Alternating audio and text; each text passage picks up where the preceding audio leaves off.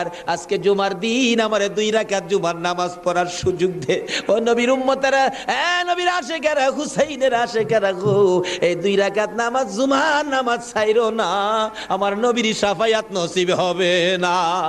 রক্তে লাল হইয়া যদি হুসাইন 2 রাকাত জুমার নামাজ পড়তে পারে গো, আজকাল থেকে কথা দিতে হবে জীবনে কোনোদিন জুমার নামাজ ছাড়তে পারবা না। জুমার নামাজ আদায় করতে সময়টুকুন দিলে নামাজ শুরু করে দিলেন, রুকু সিজদার কাজ শেষ করে তাশাহুদে বসে সালাম ফিরানের আগ পর্যন্ত কাছাকাছি বসে বসে এই যদি সৈন্যরা নামাজের ভিতরে প্রত্যক্ষদর্শীরা বলেন এক একটা করে তীর মারে হুসাইনের গায়ে, ডান দিক দিয়ে যদি তীরটা মারতো বাম দিক দিয়ে বেরিয়ে যাইতো, সামনে দিয়া মারলে পিছন দিয়া বেরিয়ে যায়, এই কিসিমের তীর গো নামাজের ভিতরে বাহু তুরটা তীর লাগাইছে। হুসাইন সালামটা ফিরাইয়া